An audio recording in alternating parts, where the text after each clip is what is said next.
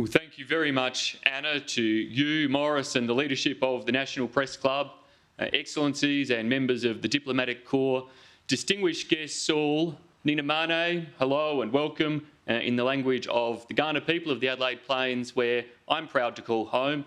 Thank you for the opportunity to be with you all today. Ladies and gentlemen, 82 years ago today, the Battle of Guadalcanal raged. The strategic significance of the Pacific wasn't a theory, it was a bloody reality. In just 3 days, 22 ships were sunk, 100 aircraft downed, 3,600 lives lost.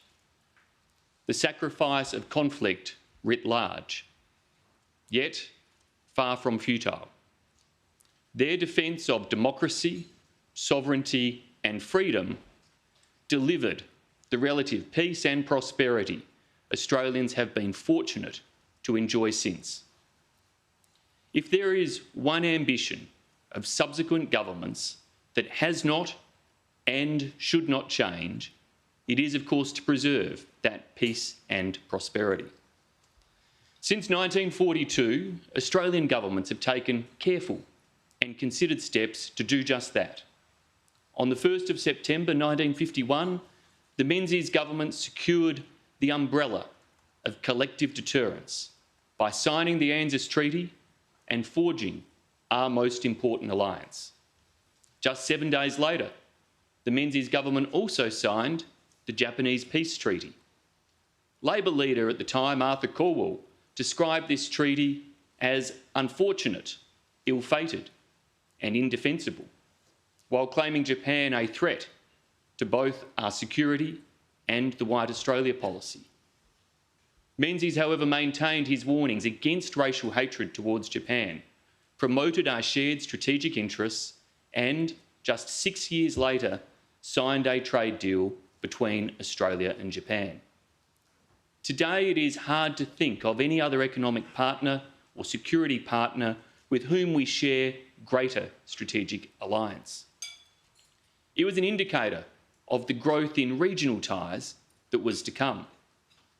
Generational ties between Australian and Asian nations were established by the groundbreaking Colombo scheme, also instigated by the Menzies government.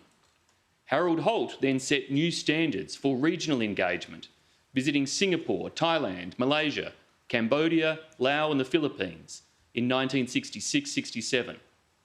Malcolm Fraser's first overseas visits as Prime Minister were to Beijing and Tokyo, while his government was, of course, to take thousands of refugees from the fall of Saigon.